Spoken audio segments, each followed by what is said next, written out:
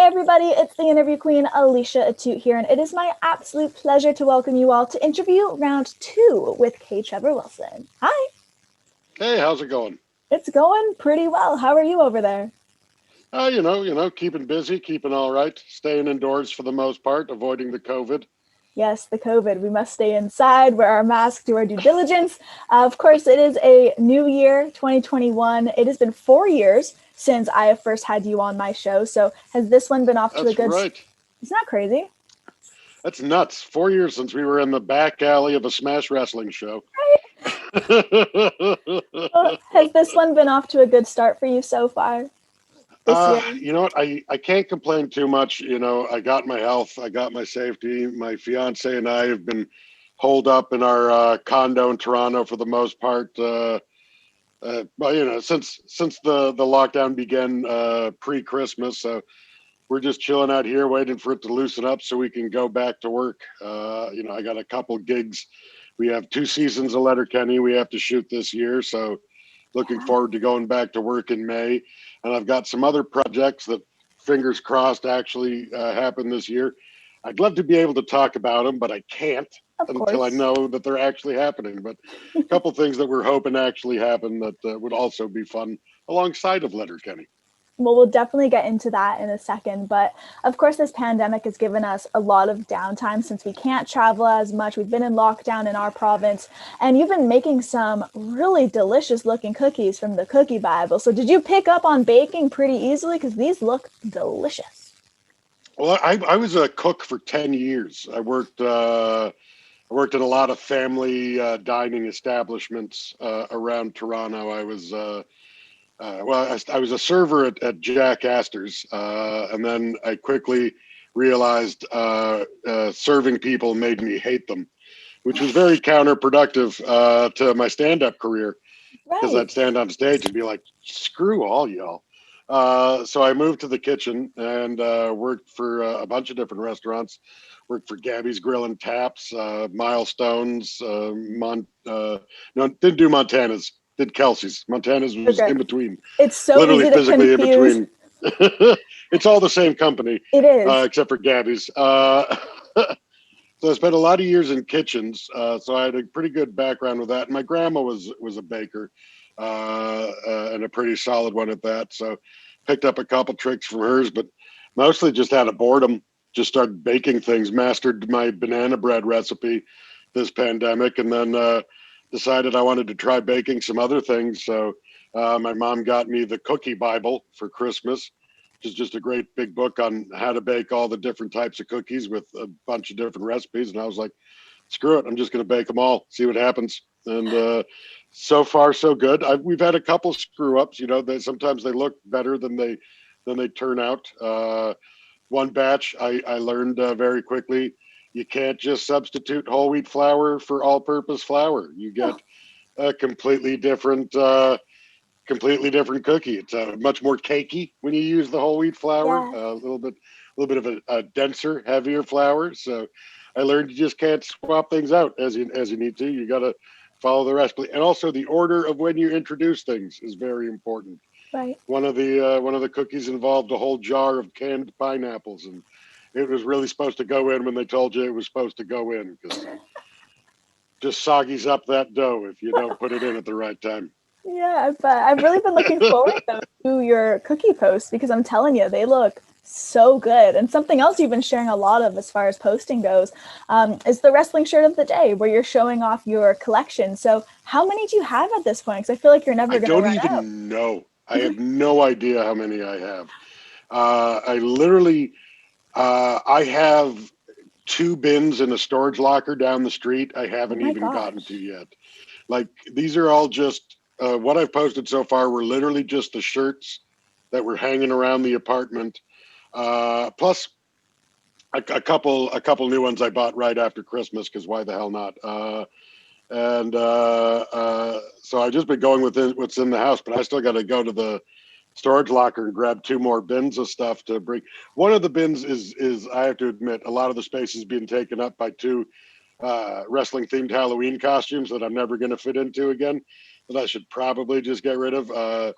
I'll be honest, it was a tight squeeze into that Macho Man outfit when I did buy it, and things have not gotten any better. So I could probably clear up a lot of room if I just admitted I'm never going to successfully be the Mega Powers for Halloween again, uh, and get rid of my Hulk Hogan and Macho Man costume. But I got a lot of shirts to get to still. Actually, I think this is going to be the post for today. I got my Leo Rush on. I have that same shirt. I got it at a Smash show when he was probably That's the same exactly where one. I got it. Yeah. The exact same show. Yep. So I think this will be the smash show. And, he's with MLW right Yes. now, Yeah, isn't he? he So is. right on. We're staying On on brand, brand. staying on topic. And Leo's a great guy. I met him at that Smash show, obviously, and then we started messaging on Twitter. The first time he sent me a message, I thought his account had been hacked because I just got this message from Leo going, "Hey, can you share this link?" And I was like, "I've I've seen fallen this victim to trick this before. scam before." Right. So Marisa, my fiance, was actually looking through Instagram and was on Sarah, Leo's wife's page, and sent her left her a comment going, "Hey, your husband sent my fiance a message. I think think his account's been hacked." And Sarah's like, "No, he actually sent you the message. That was on purpose." And we were like, "Oh, great, cool." So I shared the link and we started chatting. Right. But Sarah and Leo are terrific. They came out actually to my shows in Orlando last year when Awesome. back when I could still perform. So I got to hang out with them there. They're great, and I'm happy to see he did not retire and instead is still wrestling and is now a champion at MLW. Definitely. Well, we're seeing cool tees from you all the time now, and some I'm pretty envious of. I don't have them. We're not twinsies on some of them. But which would you say in your collection is the prized possession? That shirt where you're like, whoa, I can't believe I got that, or one you just love wearing all of the time?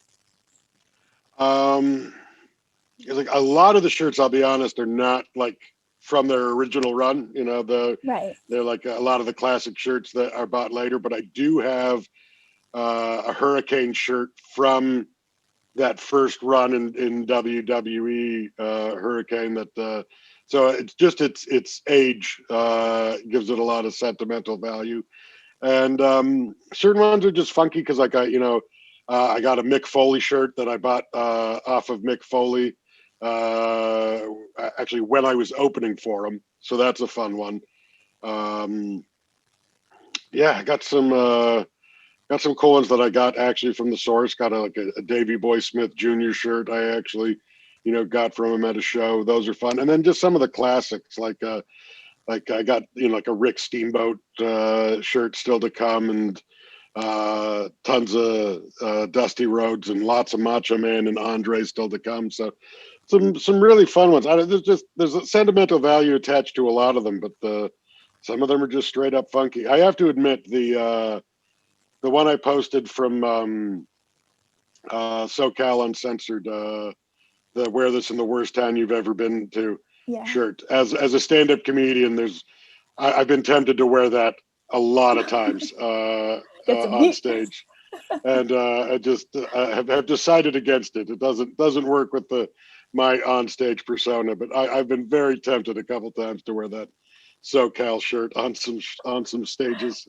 I'm sure it would go over very well. Now, of course, you're used to being on stage for gigs and hosting, and you mentioned they're opening up for Mick Foley. So if you could open a show for any wrestler, whether they're doing a comedy anniversary tour or whatever it may be, who would you love to perform with and just kind of kick it with for a while?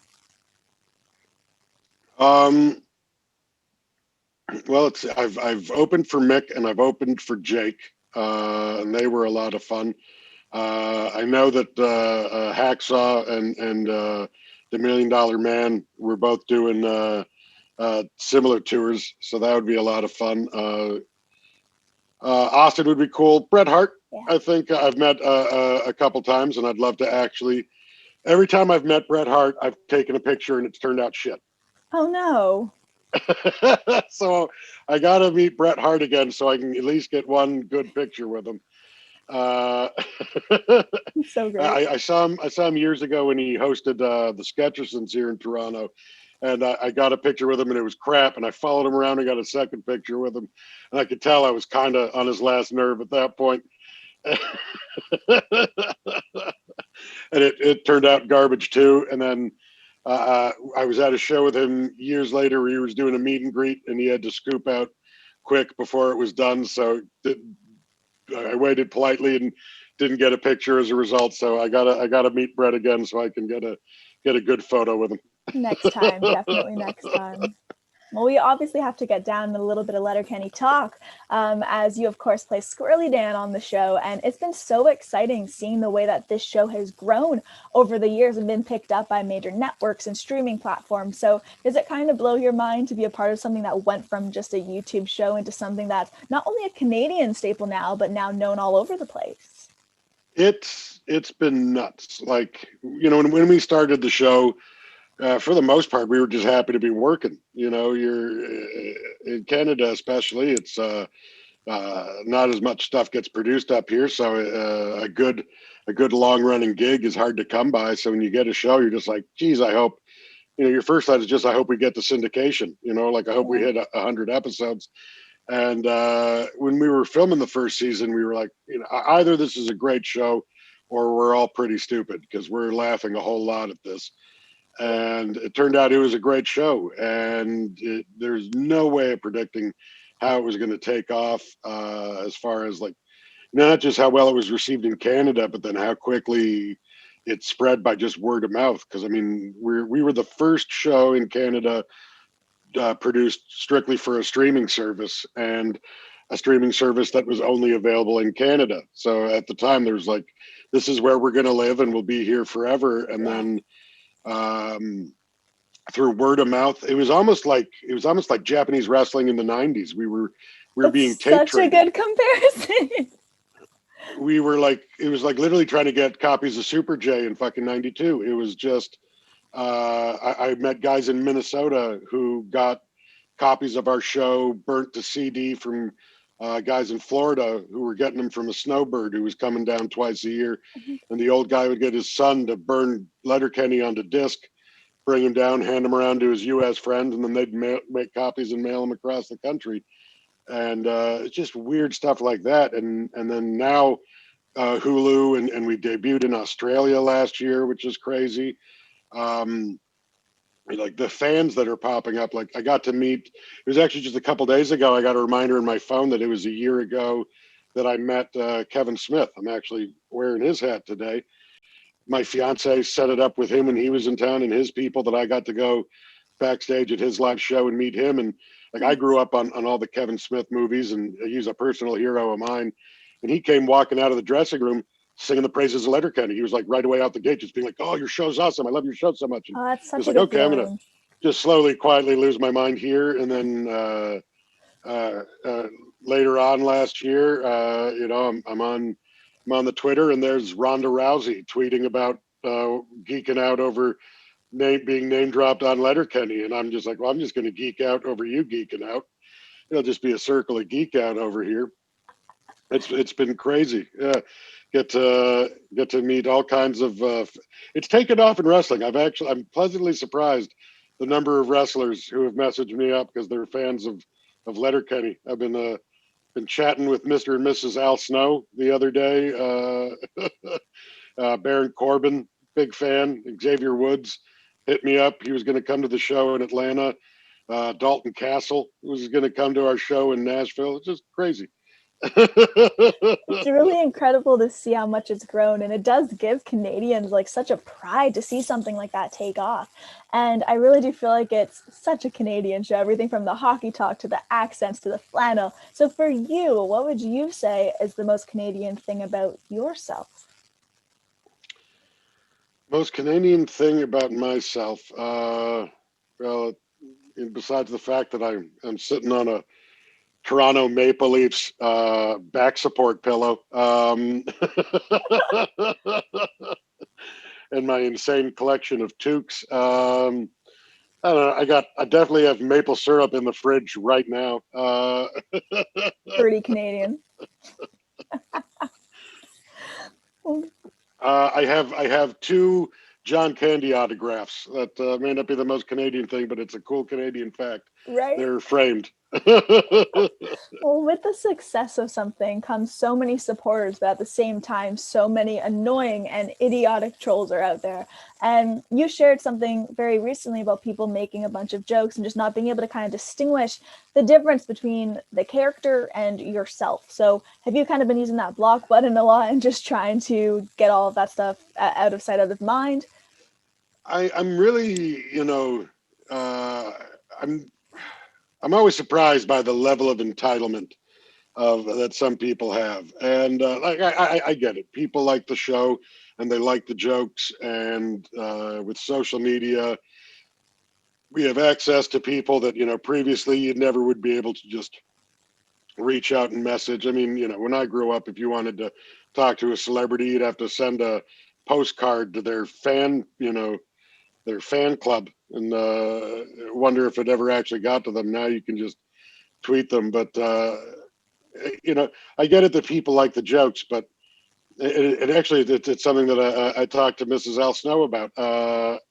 Like when I post a photo of me and my fiance, I don't want people making comments about asshole fingering Right. on the picture. I just you know, like everyone else, we'd love to have a nice photo of ourselves up as a couple without a comment underneath it, speculating about where fingers are going and doing what. Like 4 or 5 years ago, when we were started dating and the show, was in its early stages, and we posted pictures and got the occasional comment. It was like, ha ha ha ha. Okay, that was funny once. Let's never do that again. But it's been 4 years, and it's like every time someone feels the need to make the comments. So, like, not only is it rude, it's not a comment you'd ever make to someone to their face. It's not even original at this point. It's a hack premise. It's an overused bit. You're the least original bastard in the world if you're posting that.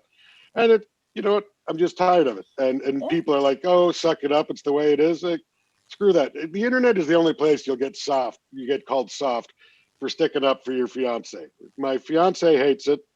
I hate that she hates it. So I told people to stop it. And the number of people who are like mad at me for asking for a little bit of respect People just really suck just goes to sometimes. show that they were never actually my fans in the first place. They like the idea of me, they like the thought of me, but at the moment I don't fit into the peg they want to stick me into, they don't want to have anything to do with me.